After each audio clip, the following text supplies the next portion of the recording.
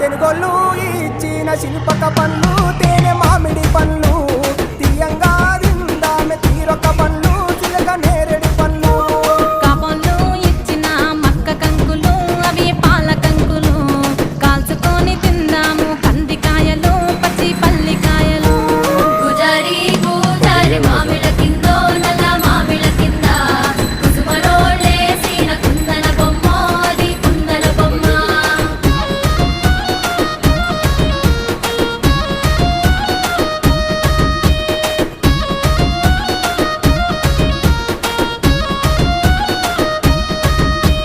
బెస్తోలు పెట్టిన పచ్చి చేపలు అవి వట్టి చేపలు